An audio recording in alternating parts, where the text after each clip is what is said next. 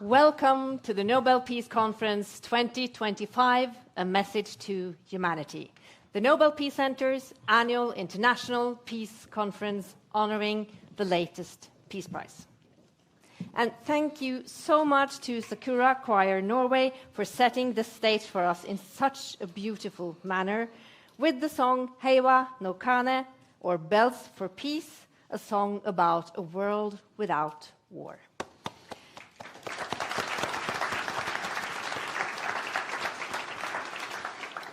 My name is Ingvild Bryn Rambøll. I will be your host for today, and I'm joined by Sri Srinivasan. I'm your digital host, and my job is to help make sure everyone who's watching around the world can participate and ask questions. Today is Hiroshima Day, marked all over the world. 80 years ago today, an American atomic bomb was dropped over that Japanese city, leaving vast areas under a carpet of dust, despair, and death. 3 days later, a new bomb was dropped over the city of Nagasaki. More than 200,000 people were killed and tens of thousands were injured. Some of those who have survived have spent their lives turning this devastating experience into activism. Last December, the Japanese Organization for Atomic Bomb Survivors, Nihon Hidankyo, were awarded the Nobel Peace Prize for its efforts to achieve a world free of nuclear weapons, and for testimonies that these weapons must never, ever be used again.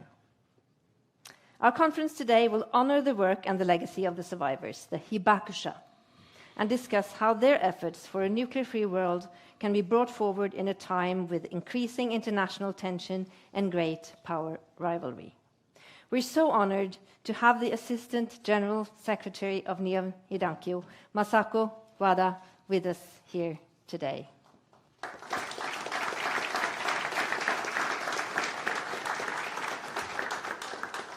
We will also be joined by other Nobel Peace Prize laureates. Narges Mohammadi, the Iranian women's rights activist who was awarded the Nobel Peace Prize in 2023, will be coming in live from Iran. And the award-winning organizations ICANN and Center for Civil Liberties in Ukraine are here in Oslo together with us. Welcome to you. And you will also hear some of the world's leading experts on nuclear disarmament policies, engaged activists, and decision makers. A warm welcome to all our speakers. Ingvild, we have this great audience here in Oslo, but with people watching around the world, and we want to make sure everyone knows to tell their friends that they can join us live on YouTube, on Facebook, on nobelpeacecenter.org, and they can watch us live or the recording afterwards. Please share your questions and comments. We'll be bringing some of them to the panelists later today. And please use the hashtag Nobel Peace Conference.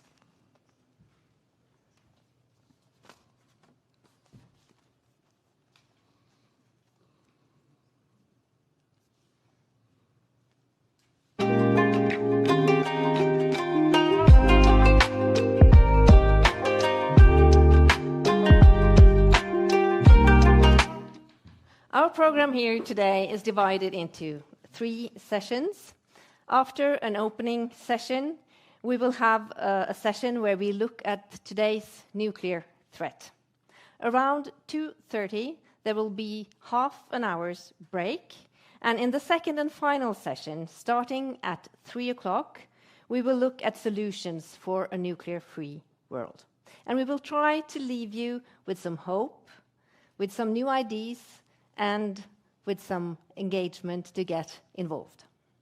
But now, I want to leave the floor to the Executive Director of the Nobel Peace Center, Kjersti Fløgstad. Welcome her. Thank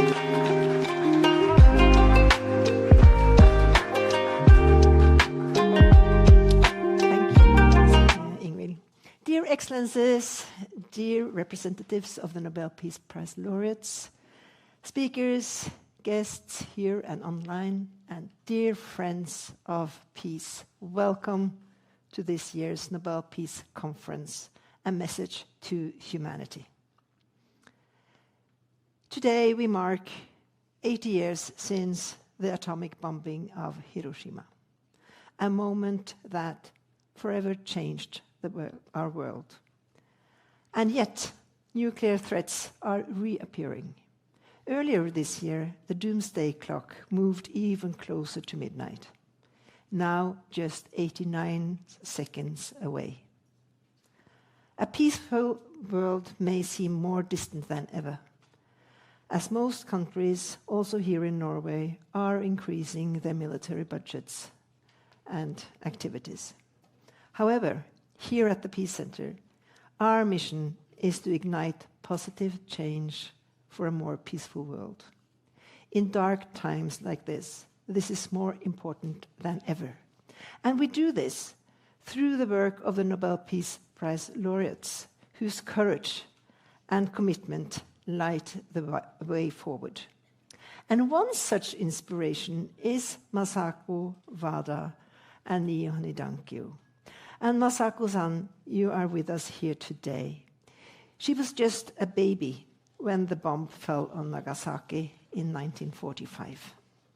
Today, she is the Assistant Secretary General of Nihon Hidankyo, the Japanese organization of atomic bomb survivors, the Hibakushas, who received the Peace Prize in 2024, in December last year. Masako-san and her fellow Hibakushas have dedicated their lives to share their stories to ensure nuclear weapons are never used again. Their voices have helped build a powerful global taboo. And if they have not lost hope, who are we to?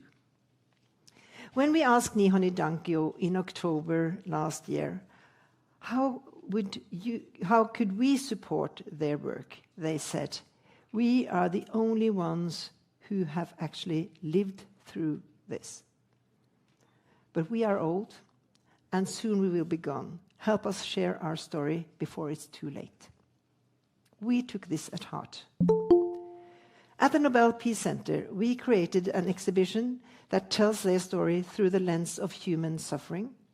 It has reached thousands, here in our museum in Oslo, but also around the world abroad on the Peace Boat. And we've developed education materials, hosted workshops, and aim to reach hundreds of thousands of students globally in the coming months. Today's conference and festival are built around Nihon Hidankyo's message. Our goal is to create a meeting point for civil society, politicians, and peace activists with focus on inspiration, hope, and solutions. And we are so honored to be joined by all of you here and by all the speakers and by several Nobel Peace Prize laureates whose work intersects with the nuclear threat. As Ingrid said, Nargis Mohammadi will be with us live from Iran. Center for Civil Liberties are here with Sasha Romanchova, laureate from 2022. And she will speak about the nuclear threat in Ukraine. And of course, Daniel Högsta is here to talk about the global picture. I look forward to hearing their and all the other speakers' perspectives and suggestions. And before I end, I just want to thank our partners, Hydro Reitan, the Norwegian Minister of Foreign Affairs, the City of Oslo, Bergesen Foundation, Outrider Foundation, Lex International, and Scandinavia, Japan, Sasakawa Foundation for making this conference and festival possible. It has been a truly meaningful year for us at the Nobel Peace Center, beginning on October 11th, when the chair of the Norwegian Nobel Committee announced the Nobel Peace Prize to Nihon Hidankyo. It is now my great honor to welcome him on stage. Please join me in welcoming Jørgen Vatne Fridnes and help me give him a warm welcome.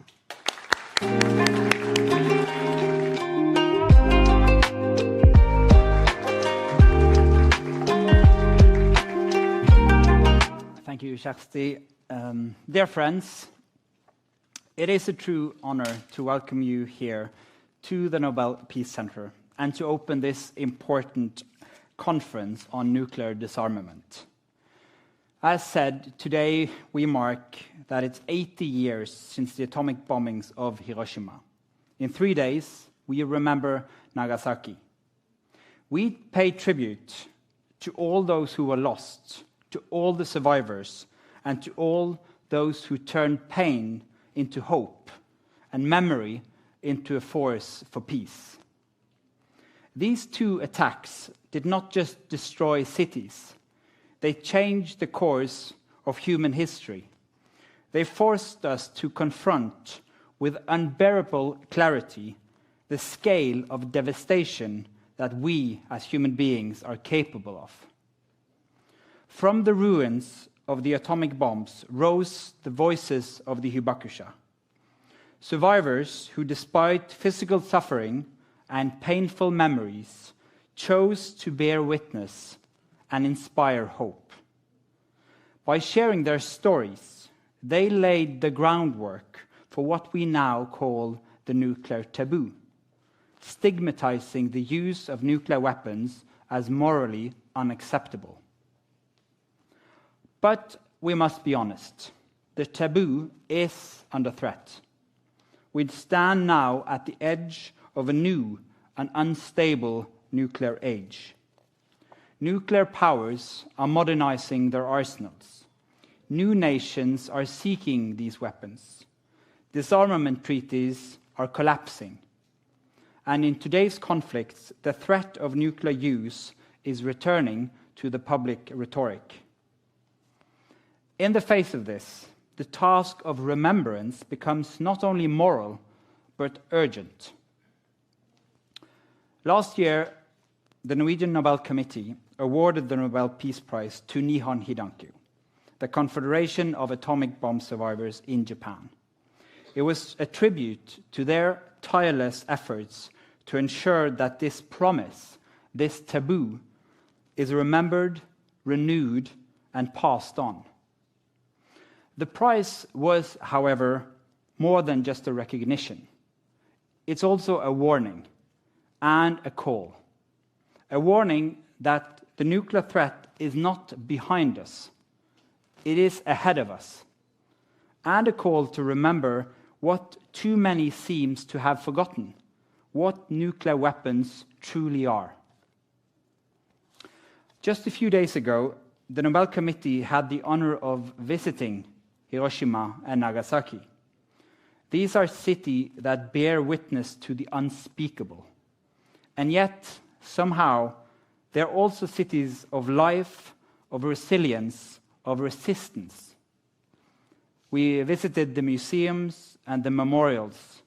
We stood in streets where the ground once burned, and in places where silence speaks louder than words. But what I will never forget, are the people we met. Survivors who shared their stories with unwavering dignity.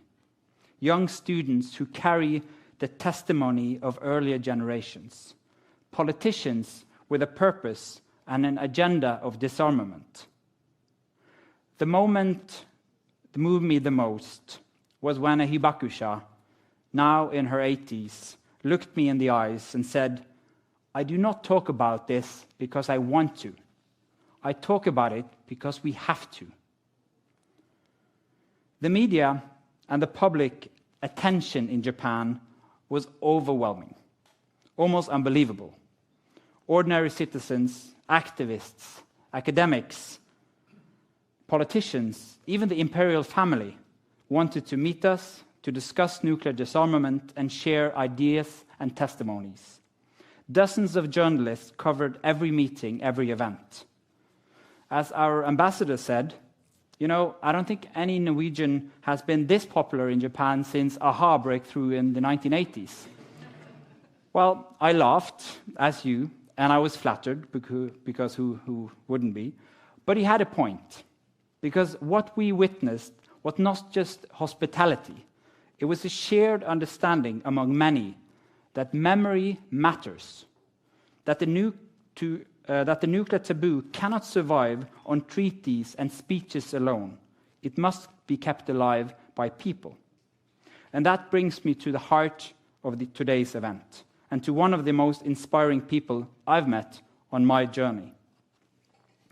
One of these voices, steady, powerful, unforgettable, belongs to Masako Wada, Assistant Secretary General of Nihon Hidankyo. She's traveled the world with her message. She has spoken with leaders, students, diplomats, and citizens. And wherever she goes, she brings with her the gravity of history and the determination to ensure it is not repeated. It is an honor to welcome her here today, not only as a hibakusha and a Nobel Peace Prize laureate, but as a living symbol of what it means to turn memory into action for peace and nuclear disarmament. Please join me in welcoming Masako Wada.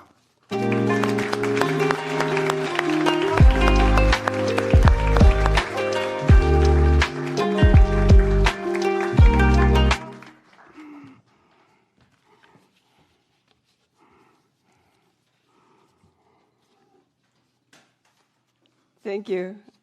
Thank you, Friednes-san. Thank you very much. So I'm so moved. I'm very grateful for this opportunity to speak as a hibakusha of Nagasaki. I was a 1 year and 10-month-old baby when Nagasaki was devastated by the atomic bomb. My house was located 2.9 kilometers away from the blast center. Thanks to the mountains surrounding the central part of Nagasaki City, I have survived to this day. I was too young to remember that day, but my mother used to tell her story over and over again. On the mountain path, she saw a file of people escaping from fire near the blast center.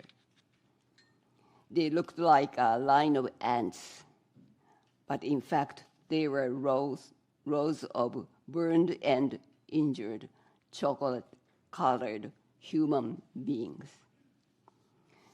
Their scantily clad bodies burnt all over, and their hair matted with blood and standing an end like horns. The empty lot next to our house became a cremation ground where dead bodies collected by garbage carts were brought in and incinerated day after day.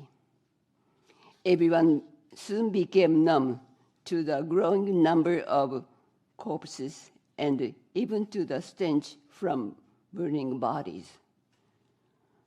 What is human dignity? Humans are not created to be treated like this. 80 years have passed since the first use of nuclear weapons by the US. The average age of the hibakusha has reached 86.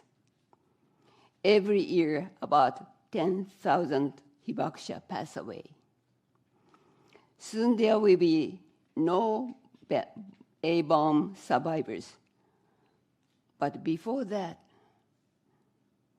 by the use of the third nuclear weapons, the world may encounter new hibakusha who will experience the same suffering that the hibakusha have gone through. Their pain, suffering are deep and still continue. The death of loved ones, survivor's guilt, the scenes, sounds, and smell of that time etched in their memory. Diseases of unknown cause, economic difficulty, prejudice, and discrimination. So many dreams given up. All these difficulties forced those who were under the mushroom cloud on that day to die or to live as hibakusha. With the adoption of the Treaty of Prohibition of Nuclear Weapons in 2017, hibakusha were overjoyed and felt that a heavy and rusty gate, which we had been pounding for many years, began to open, and we finally saw a ray of light. However, what we actually found beyond the slightly opened gate was a huge military spending and new weapons that are being developed every day. What has the world done in the 55 years since the NPT entered into force? Non-nuclear weapons states and hibakusha were frustrated by the nuclear weapons state neglects of their obligation to implement the NPT. The nuclear-armed states and their allies should recognize the fact that due to their insincerity and arrogance, the entire human race is on the brink of nuclear war. In today's unstable world, the risk of nuclear weapons use is the highest since the end of the Cold War. In Nihon Hidankyo's founding statement, Message to the World of 1956, we declared our pledge to save humanity from the crisis through the lessons learned from our experiences, while at the same time saving ourselves. Nuclear weapons are inhuman weapons that bring indiscriminate and widespread damage to the victims from the blast, heat rays, and radiation, and from after effects that last for many years. Hibakusha know more than anyone else that if nuclear weapons are used for the third time, there will no longer be anyone left alive to happily observe the effect and the consequences.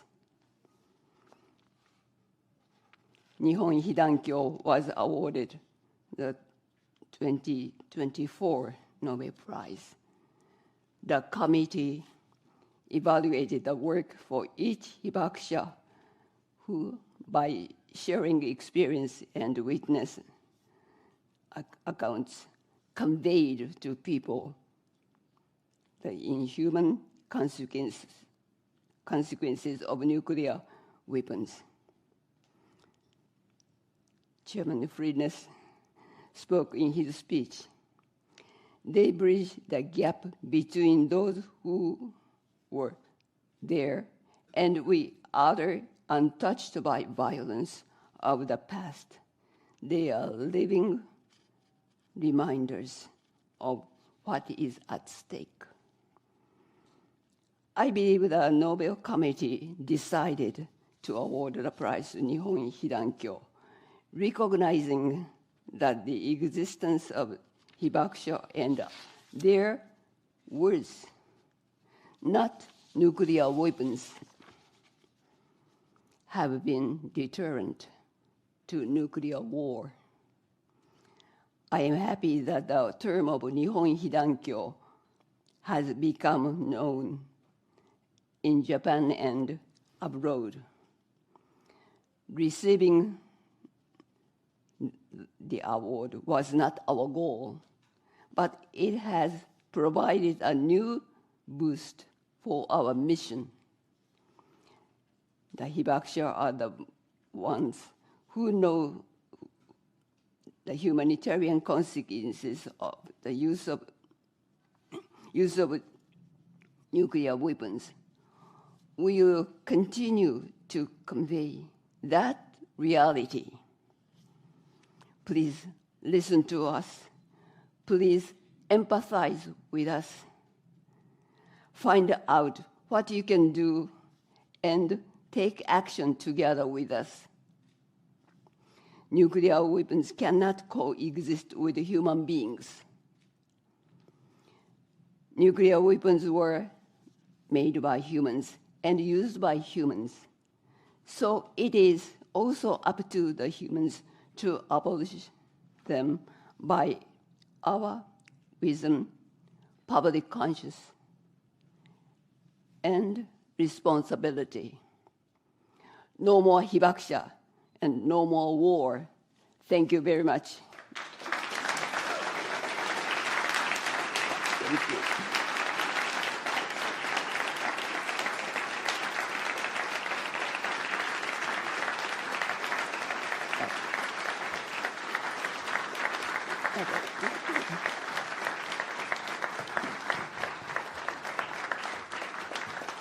Thank you. Nine. Okay, thank you. Thank you so much, Masako Wada. Thank you for sharing your story and for urging us all to act. Have you noticed that we have a tree on stage? This tree is a hibakuyumoku, the Japanese word for a tree that survived the atomic bomb. Seeds from the trees that managed to survive have been harvested and planted and spread as symbols of peace to other countries and cities, among them to the Botanical Garden here in Oslo. And they have been very kind to lend us this tree.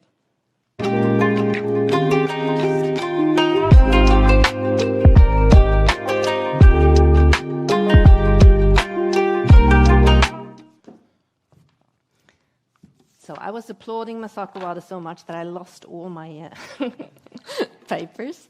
So I just have to find the right page here. We are transferring now to our session 1, the nuclear threat anno 2025. Can we avoid a new nuclear arms race?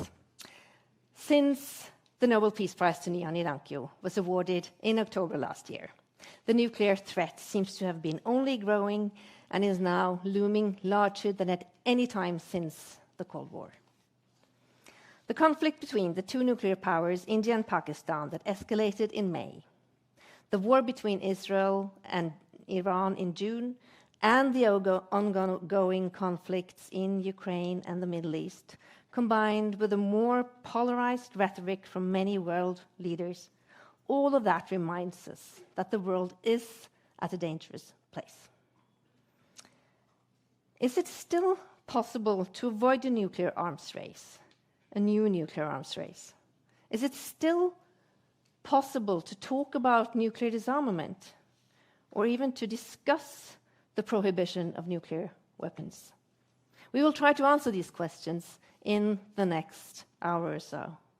To help us draw a picture of the nuclear threat today, we will hear from 3 Nobel Peace Prize laureates, each of them with very different perspectives.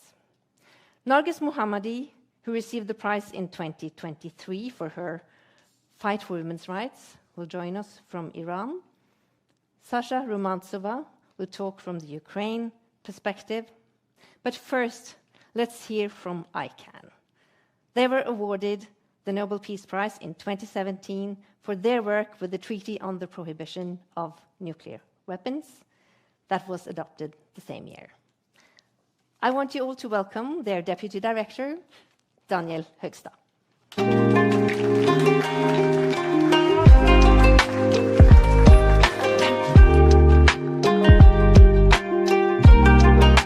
Thank you very much, Ingvild, and thank you very much to the Nobel Peace Center for hosting us and marking this extremely important anniversary at such a crucial time. And I do want to pay special tribute to Masako Wada, Wada-san. Thank you for your inspirational advocacy and your courage and your leadership. Thank you.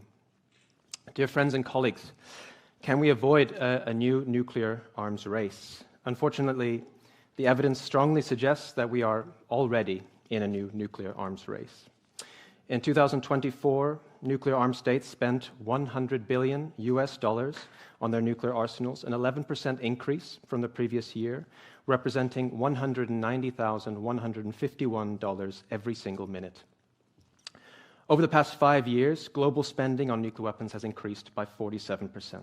The cycles of escalations and provocations are becoming frighteningly frequent. We've been witnessing one such cycle in the last few days between Russia and the United States, which apparently started with an insult or some high-level online trolling and resulted in nuclear submarines being deployed. The risk is that we become numb to these kinds of things, that this becomes the new normal, which distracts from the urgency and which obscures the only truth that matters when it comes to nuclear weapons, the truth that Nihon Hidankyo and Hibakusha have dedicated their lives to sharing. What happens when nuclear weapons are used? What do they do to people? What do they mean for our shared humanity? So was this new nuclear arms race inevitable? Whether it be because of Russia's aggression and invasion of Ukraine and their numerous reckless threats to use nuclear weapons in the context of that war, or dramatic political shifts, or an arms industry, an increasingly emboldened arms industry that made $42.5 billion from nuclear weapons contracts signed in 2024 alone, or a combination of all those factors. No, it was not inevitable. There have been opportunities to pursue a different path. There have been choices made. Every government has a role to play, and all must be held to account. What are their records when it comes to nuclear weapons? Did they denounce and reject any threat to use nuclear weapons, no matter who made it? How have they contributed to the stigmatization of nuclear weapons and the nuclear taboo? Did they condemn all incitements to proliferation? Most importantly, did they seize the opportunity to change course by supporting the historic ban on nuclear weapons? Did they show leadership and resolve to do so, even when there was pressure from peers or from nuclear-armed states? Or did they shrink away from that challenge? Did they do nothing? Did they make excuses, saying that conditions are not conducive for nuclear disarmament, or that military alliance obligations do not allow it, or that Russian aggression means that nothing is possible? Did they change policies and actually embrace a role for nuclear weapons in their national security in their last few years? Some governments, and many of them are here in Europe, are actively encouraging or abetting nuclear escalation and proliferation. We are now witnessing plans for a new nuclear umbrella in Europe and calls for more deployments across Europe, throwing existing legal obligations to the wind. And in spite of the inconvenient fact that the nuclear weapons in Europe are most likely intended to be used in Europe. Who benefits from the normalization of nuclear weapons? The worst actors, Russia. Responding to threats with threats, creating and expanding roles for nuclear weapons only reinforces the notion that nuclear weapons are a legitimate tool of statecraft. This plays into Putin's hands, and it can only lead to further escalation and to catastrophe. The pernicious myth of nuclear deterrence is at the heart of all of this. Nuclear deterrence is an unrealistic and dangerous propaganda masquerading as realism and pragmatism. It is an unprovable theory based on naive assumptions about human behavior, for which escalation is a key feature, not a bug. But there is an off-ramp to the nuclear arms race. It starts with dismantling the myth of nuclear deterrence and rejecting any role for nuclear weapons, and it is rooted in multilateralism and diplomacy. That is what the Treaty on the Prohibition of Nuclear Weapons is all about. This is where real leadership is being shown. The treaty has come a long way in a short time since it entered into force in 2021. It will soon achieve the official support from more than half of the world's governments. The TPNW was inspired by the message of the Hibakusha, and unlike nuclear deterrence, it is rooted in science, in the evidence of the humanitarian consequences of nuclear weapons. It is right there for any government to choose to join the right side of history. It might not be easy politically always, but it is as simple as that. Honoring the Hibakusha does not mean simply paying lip service to their suffering, like so many leaders have been content to do. It means actually hearing their message, which is very clear. Recognize the unacceptable humanitarian harm nuclear weapons cause, reject nuclear deterrence, join the TPNW, and eliminate nuclear weapons. We owe the Hibakusha a debt of gratitude, yes, but much more than that, we owe them action. Thank you very much.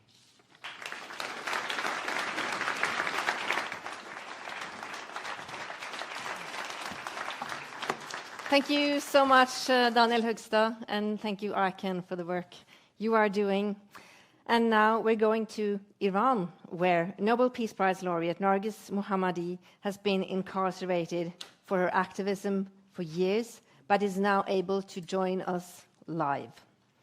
I just want to prepare you that Narges will be speaking in Farsi, so you can prepare to put your headphones on. It will be her brother, Hamid Reza Mohammadi, who will translate her speech for you. Narges, are you with us?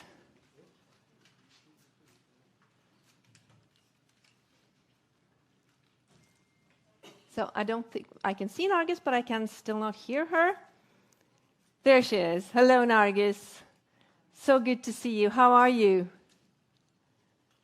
Hello, it's an honor to be here with you today. I'm doing well. I'm speaking to you from Tehran, from Iran. So I truly appreciate the opportunity to be here. Thank you very much. Thank you so much for taking the risk to talk to us today. You have been under constant threat from the regime, and you've received physical threats warning you to remain silent, especially since the recent attacks from Israel on Iran. But we are so happy that you are not silent and that you want to speak to us today. We are looking forward to hearing your remarks. Narges Mohammadi, the floor is yours. I warmly welcome all distinguished participants and honored to be part of this important conference. I extend my heartfelt congratulations to the newest Nobel Peace Prize laureate, Nihon Hidankyo. May their powerful efforts grow stronger and inspire even greater impact in the years to come.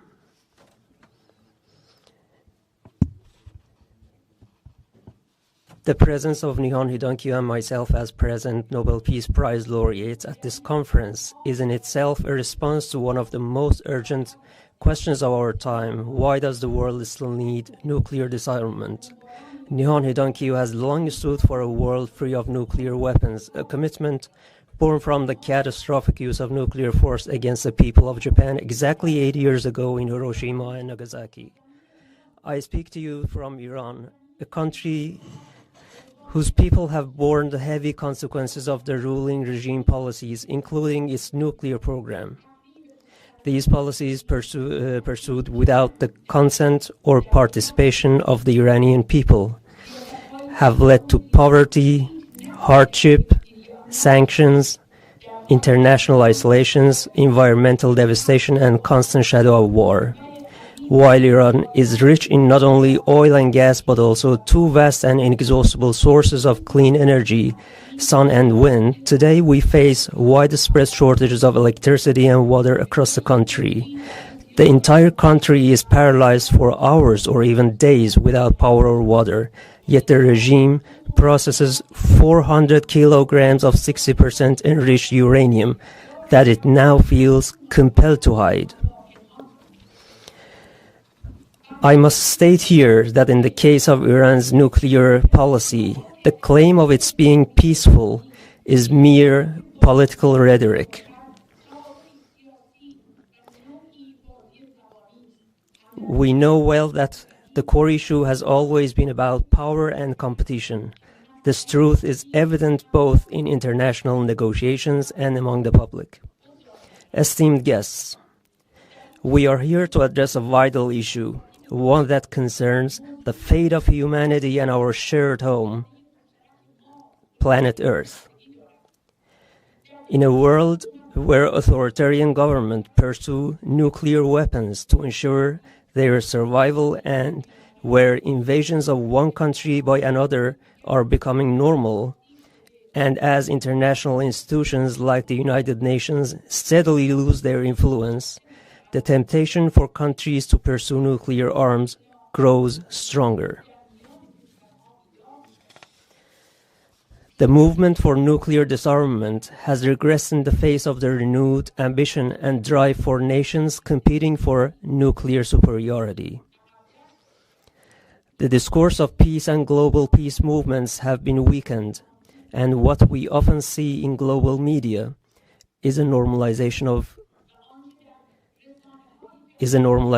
war and genocide. In such conditions, some believe that the level of conflict and tension has risen so sharply that perhaps even today it is already too late to prevent a nuclear arms race in the Middle East.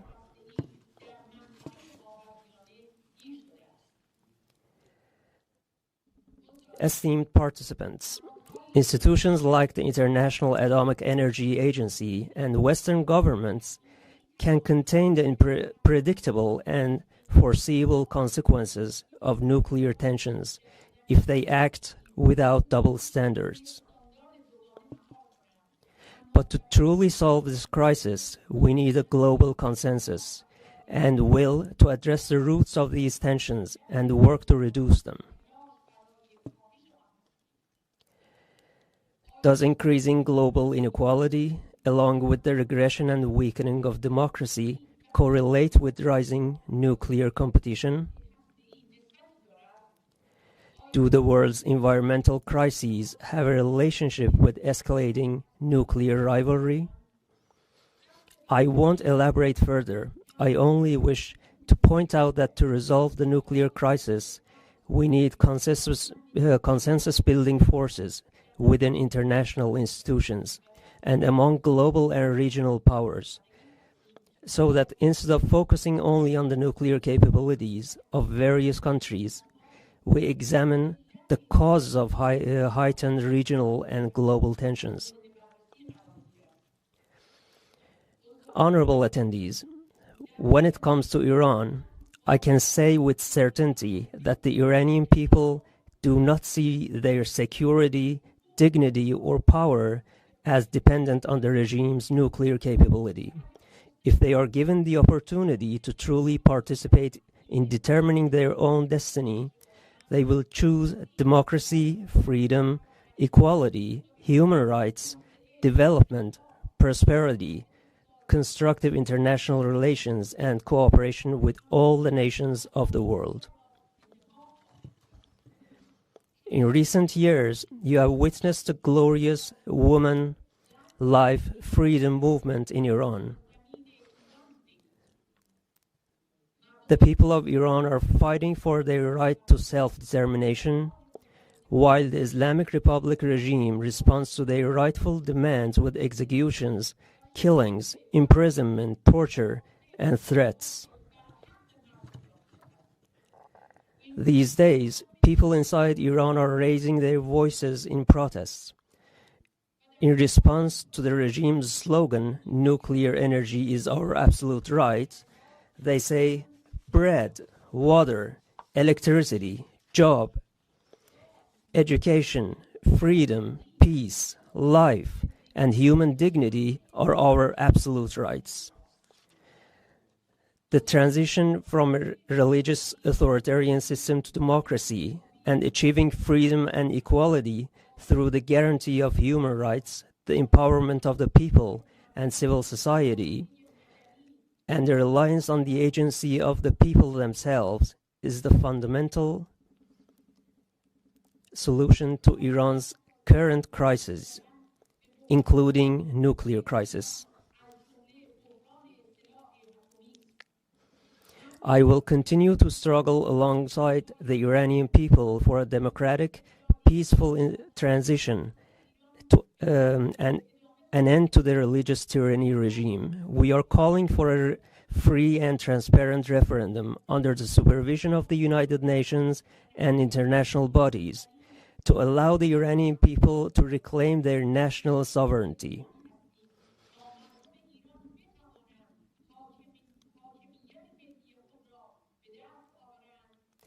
In this endeavor, we seek the support of all advocates of freedom, peace, and democracy across the globe. Let us hope that with the efforts of peace advocates, freedom, and democracy seekers, we will one day witness a world free of war, tyranny, and atomic threat. Thank you very much.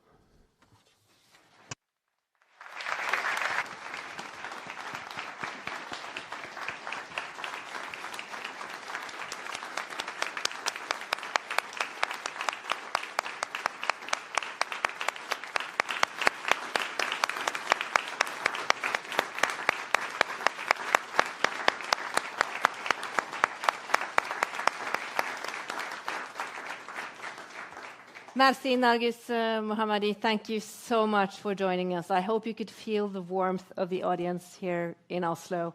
Stay safe, and we hope to welcome you in person in Oslo sometime. Thank you for joining us today.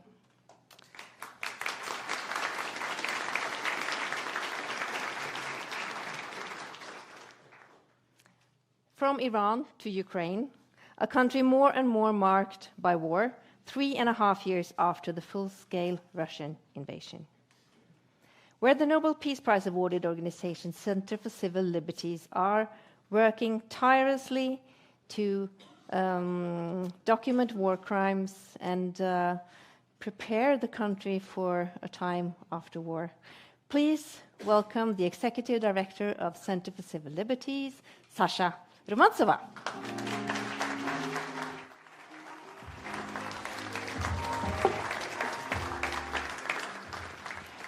Hello, I'm really happy to be here with you. Speak about a little bit unpredictable topic for our organization, because when you documented war crime at the territory which concrete now have a war conflict, you figure out that not only traditional aggression can be scared, but we and our partners have such unique investigation, which call Zaporizhzhia nuclear power plant under occupation. That's exactly first time in the history of armed conflict.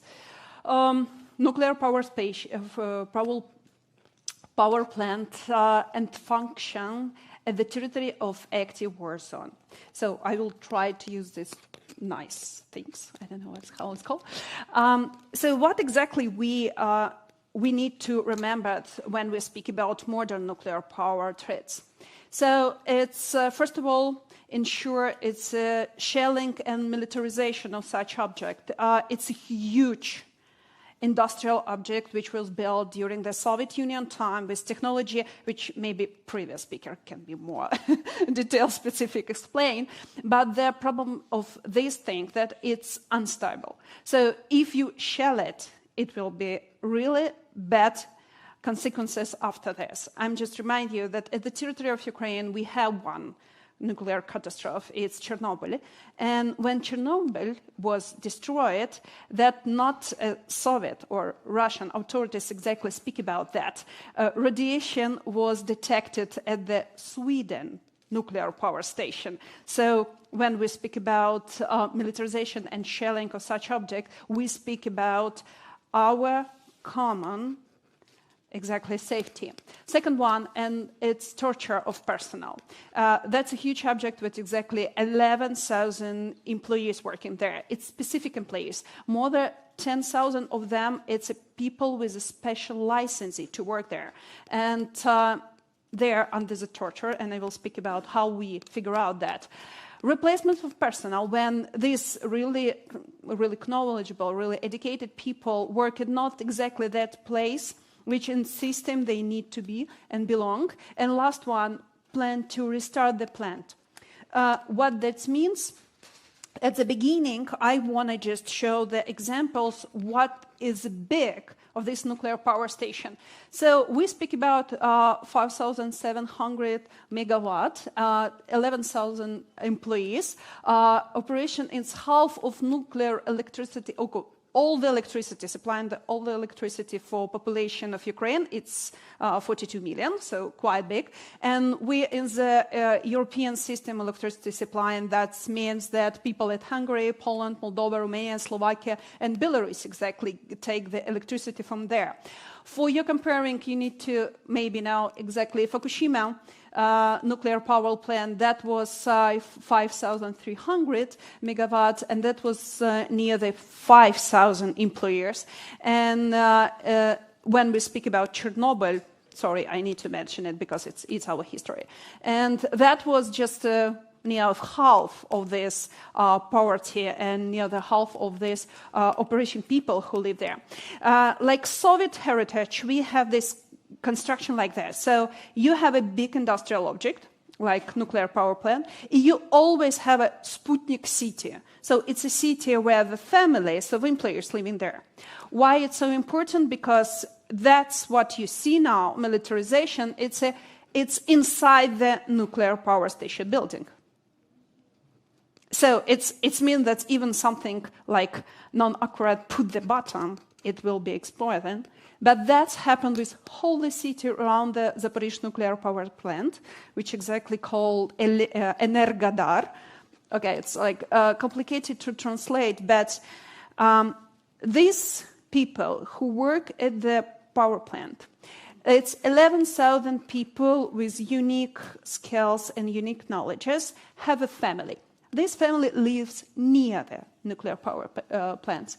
And one of the form of torture, except to beating them, using electricity, to different kind of really unpleasant procedure, that exactly scaring by FSB that their family will be attacked. And what we have as the result, most of these people trying to escape from this city. Most of these people left their job, which they feel a really deeply, not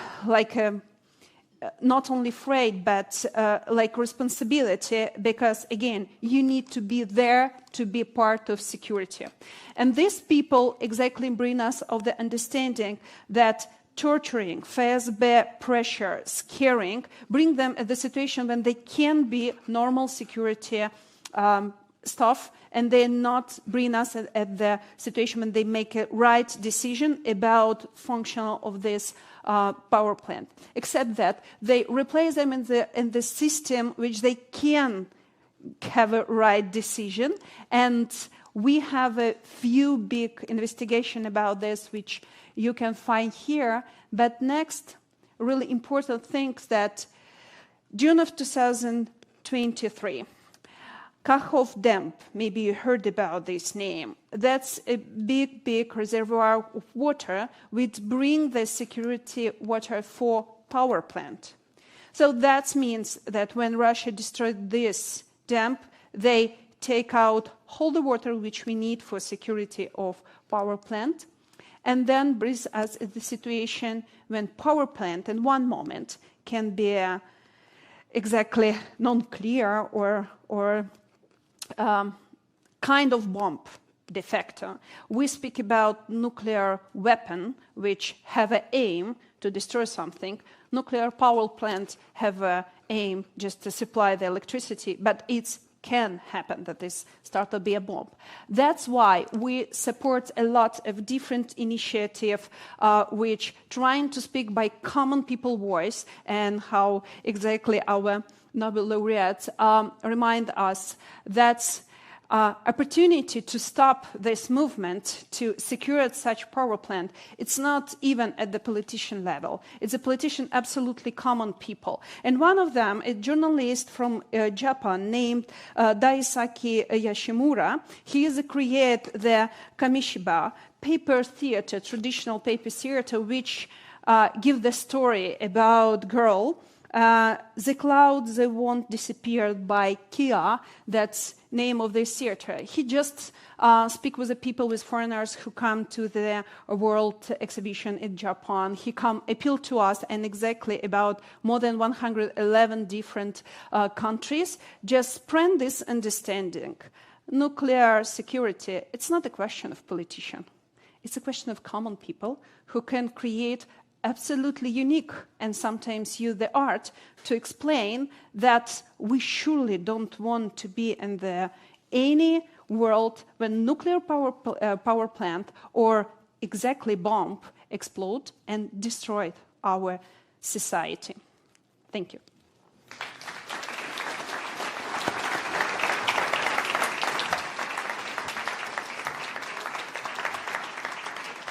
Thank you very much, Sasha Romantsova.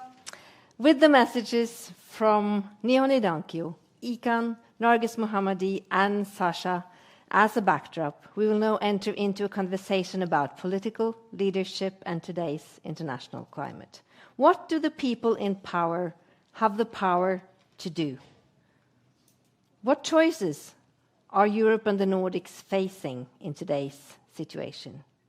To reflect on these questions, we have invited Stefan Löfven, the former Prime Minister of Sweden and Chair of the Board of SIPRI, the Stockholm Peace Research Institute, and Eivind Vad Petersson, State Secretary for Minister of Foreign Affairs, Norway.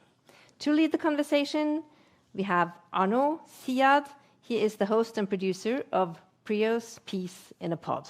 Give them all a warm welcome.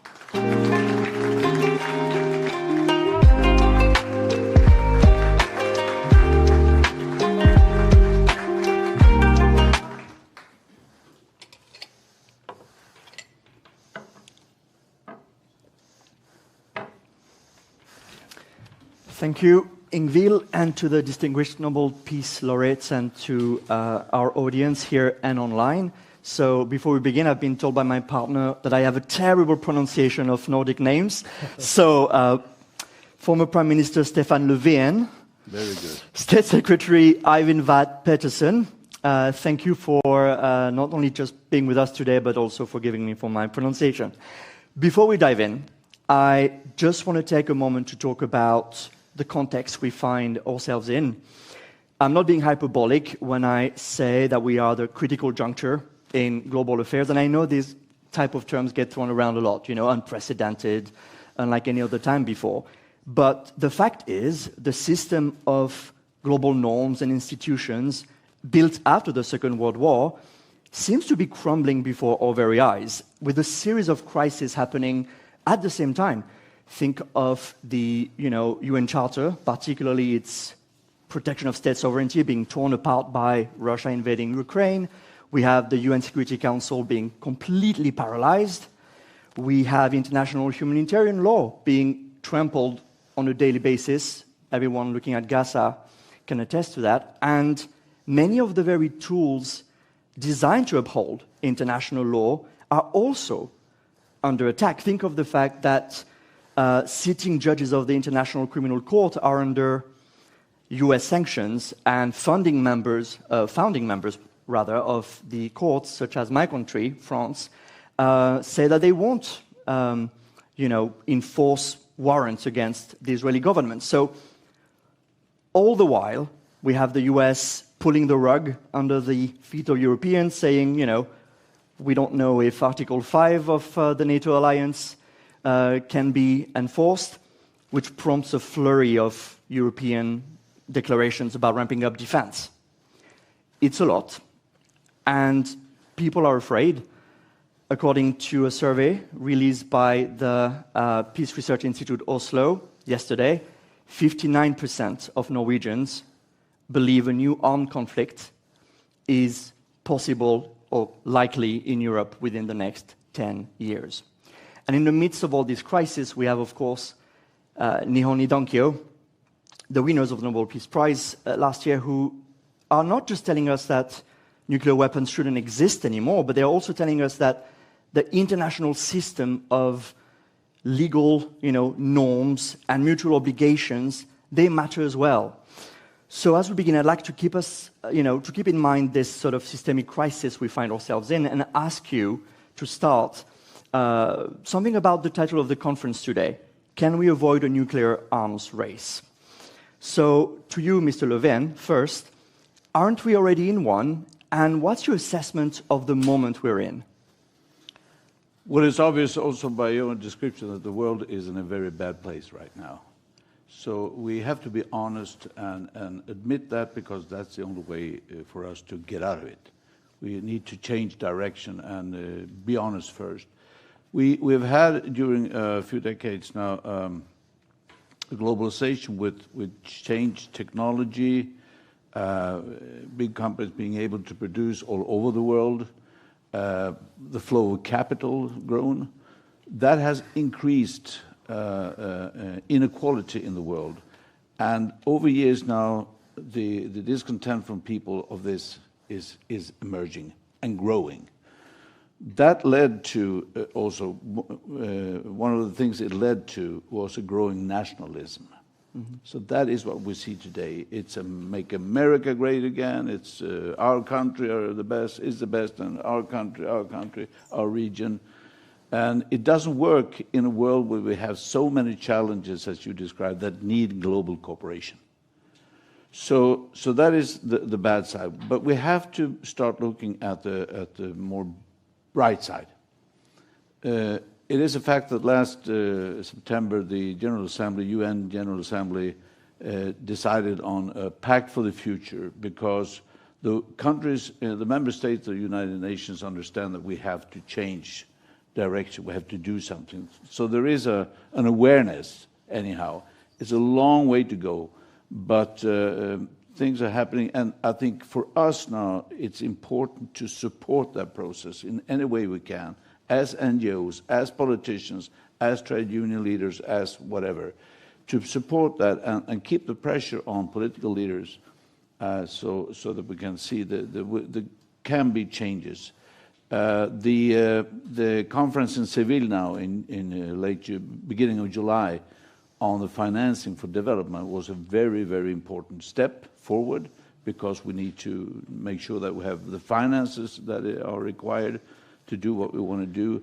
So things are starting to happen. I would love to concentrate even more on the possibilities, because we cannot let this be a normal situation that we're in today. We cannot stand there. We have to say, this is not good, we have to change, we can do it. State Secretary, same question to you. From your vantage point in the Norwegian government, how do you view the current international moment we're in? Well, for sure, the list of problems and challenges is indeed long. Let me, though, on behalf of the host government, so to speak, just acknowledge as well our hosts, but also the solemn occasion as we meet them in on the exactly to the day on the 80th anniversary of the Hiroshima bombing. The list of problems and challenges is long. I'm part of the government. A couple of months ago, we drafted and published Norway's first ever national security strategy. And the starting point of that national security strategy is the simple observation that Norway, our country, now finds ourselves in the most serious security environment since the end of the Second World War. There are several trends pointing in the wrong direction behind that overall observation. One of them is, of course, the increased threat of nuclear proliferation and the weakening of what has been referred to already today as the nuclear taboo. Still, while the list of problems is long, we must not lose hope. There's still possible to change the trend we're on, and without being over-optimistic, there are some promising signs among what is admittedly overall a dark picture. While the whole architecture, the web of agreements, conventions that we have built to sort of cement this nuclear taboo, that is indeed now under serious threat. Countries are undermining, they are withdrawing these agreements. But there are just one small possible positive example. What has happened now from the declared nuclear weapon states when it comes to the use of artificial intelligence and nuclear weapons. everyone can foresee this. It's rather dark science fiction when you take artificial intelligence and mix it with nuclear weapons. There's now clear commitment from all the declared nuclear weapon states that artificial intelligence should be kept away from the nuclear arsenals. That's not. That's a step in the right direction. And the clock is now also ticking on the New START agreement. And luckily, we've seen some promising signs lately coming from President Trump that the US is open to talks with Russia and with China in terms of settling on a new arms control agreement. We have to work and support those possible trends, while, again, admittedly, the list of problems and challenges is long. Okay, I hear hints of optimism in both of your answers. The reality, of course, is that in March, European leaders agreed to a massive increase to defense spending, a 800 billion euros plan. And at the end of June, at The Hague, NATO allies agreed to increase their defense spending to 5% of GDP. So put simply, we are really witnessing a massive increase, not just in defense talk, but action here in Europe. So, Mr. Levin, do you believe this will significantly alter the defense landscape here at home? Is it a game changer? Depending on if we are able to look at things in different time zones, time frames, the defense of Ukraine is crucial to Europe. And the saying that peace is not only the absence of war, peace is more. So we cannot let Russia win this war. Therefore, right here and now, we need to do what we do to make sure that we can defend Ukraine and also ourselves. But in the longer run, we have to understand that a constant increase of military capacity is not the sustainable solution if you want peace. It is not. So right now, while we have this with Russia, we also have to start thinking, okay, what's next? When this war is over, how will the new world order look like? What is it? Do we need a new Helsinki conference? What is it we have to do? Because we have to find a way to solve things together. We have to find a way to go towards a common security. This nuclear threat, this mutually assured destruction, MAD, mad. This is mad. To believe that you are secure just because I can destroy you and you can destroy me and we can destroy you, and we call that security. Crazy. You know,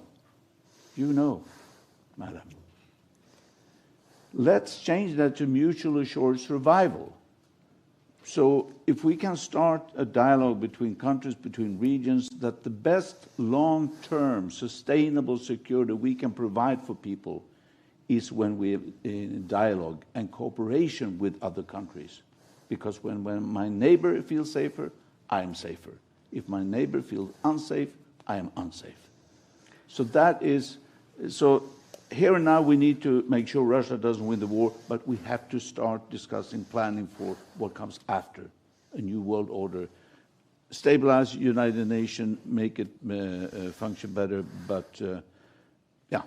Well, it seems that the new world order, at least seen from Europe's vantage point, is a consecration a little bit of what French President Emmanuel Macron has been advocating for many years, which is the concept of strategic autonomy. And he's been championing this even before he famously called NATO brain dead in 2019. And there's been even talks in recent months of potentially looking at a French nuclear umbrella in Europe among some circles. So, State Secretary, to you, is there consensus in Europe today around this concept of strategic autonomy? In other words, can Europe do without its US ally? I would say there's certainly no consensus on the precise definition of what strategic autonomy should be. Thereby, it's troubling to also say that there's a necessary consensus on this concept. However, there's a clear acknowledgement across European capitals and governments that Europe needs to step up and take more responsibility for our own security. That was made evident, of course, with the NATO summit earlier this summer. My government, Norway, we pose no threat to anyone. NATO does not pose any threat to anyone, but we will defend ourselves. NATO is a defensive alliance. And it's the clear realization that Europe needs to do more. This has less to do with the current US president than many think. This has been the message on repeat coming from across the Atlantic now for decades. It's a realization of the times we find ourselves in. Russia is our neighbor too, and it's still conducting a brutal war of aggression against another neighboring country that has consequences for our own security, and we need to step up and do more. Still, I think I would take issue somewhat with part of your introduction when it comes to the status of Article 5. Yes, there's been a turbulent few months with the new US administration, but I remain confident in the US's commitment to Article 5. Many things have happened, but there's actually no reason in their actual statements, neither in their actions, even more important, to draw that conclusion. NATO remains a strong alliance. Also now, this, we believe, is a very positive thing for Norwegian security, is that our Swedish neighbors and friends are now also allies together with Finland. That increases stability in our part of the world, and it's a good thing for NATO as well. Right. And okay, this is for the sort of military landscape in Europe at the moment. But to the initial question of how do we get to that point where we sort of disarm, I think actions matter. And if you look at what's going on around the world, especially in the last few months, with some sort of pretty unsettling nuclear chest puffing left and right, I think the question becomes, how do we make that happen in practice? I mean, think of Iran, and I'm so glad we had Narges Mohammadi with us today. We've had Iran enriching uranium, saying, it's for peaceful purposes. As Narges said, it's, of course, about power and competition. And we saw Israel launching an attack on Iran last June, which led to 12 days of war and the US bombing 3 nuclear sites. So, Mr. Löfven, to you first. The US and Israeli strikes may have set back Iran's nuclear program to some degree. We don't know by how much. Do you think this type of action may simply just provoke countries like Iran to just dash for the bomb? Could. I mean, again, here we see we have the capacity to solve this very complex situation. We did that with the JCPOA. So there was an agreement in place, but unfortunately, the U.S. withdrew, and Trump, of course, withdrew. So we see that there is a possibility, and I do hope now that the contacts between Germany, France, and others with Iran can lead to a similar process, so that they, according to NPT, that they can have a peaceful nuclear energy, but not for weapons. So we can do it. I just forgot to say something. When I said that we need to do what we do now to resist Russia, that does not include increase of nuclear weapons. It does not. We have to find a way to decrease number and get rid of them eventually. So although we are increasing our military capacity, I don't want to see an increase of nuclear weapons. On the contrary.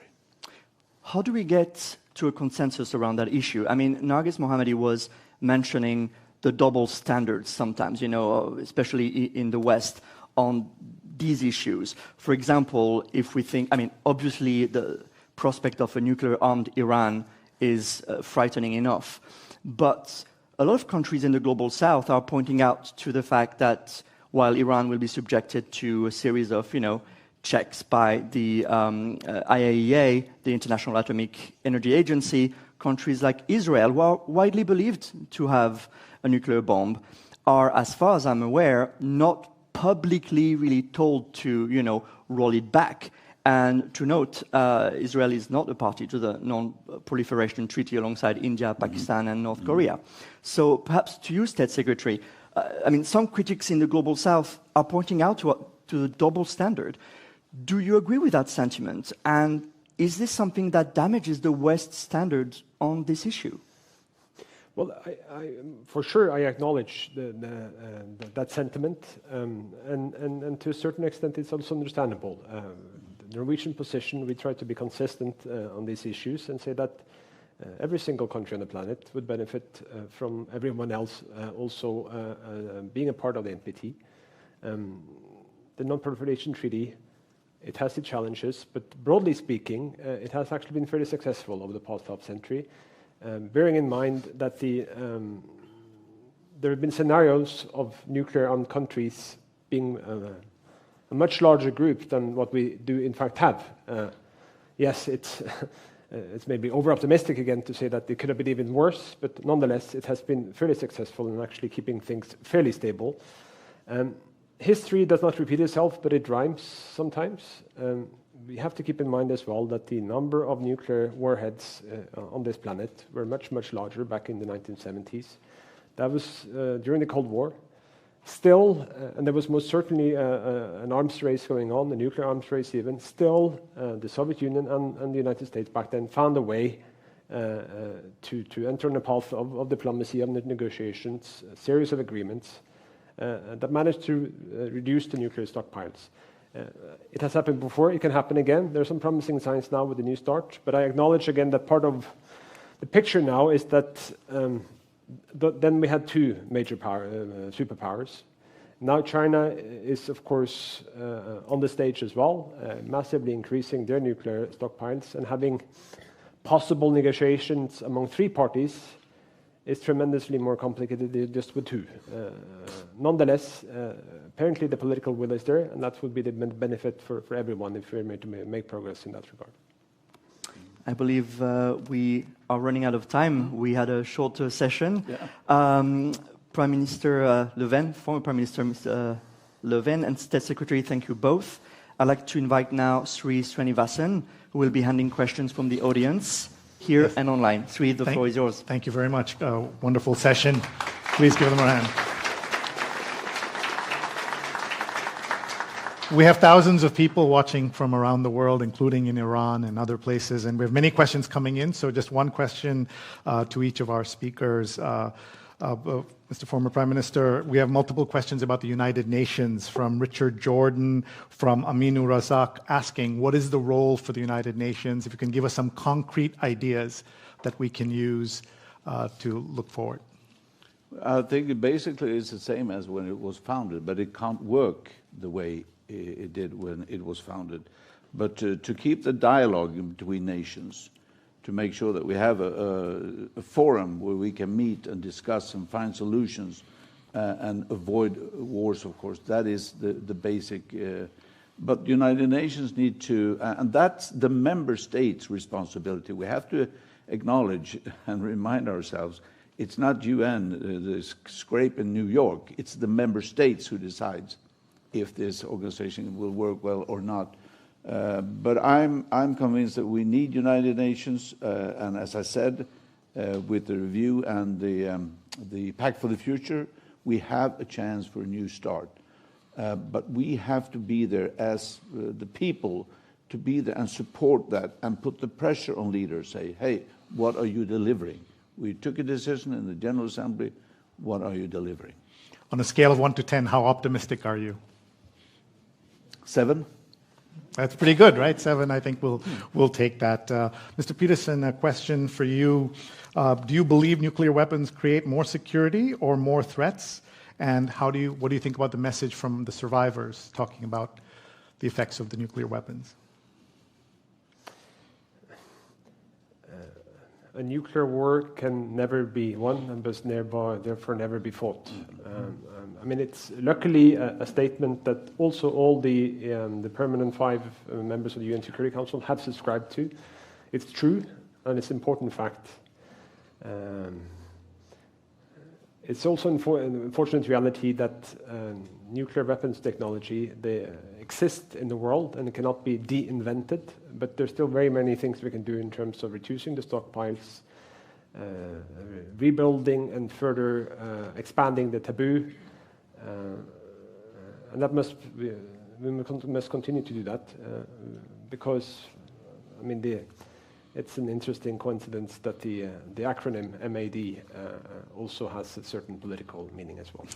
Yes, and we were saying we don't want destruction, we want survival, right? As a thing.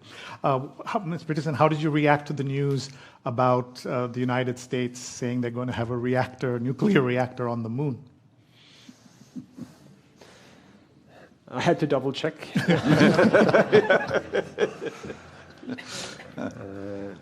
I think all countries as well have agreed that when it comes to space, we should restrict ourselves. I saw the news. I think there's a bit more details to be discovered, and I think we have back in this country.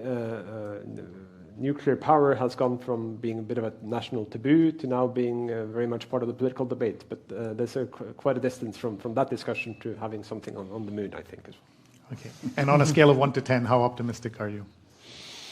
7. 7. All right. I think that's what we'll do. Thank you very much, gentlemen. Thank you. Thank you, Sir Moderator.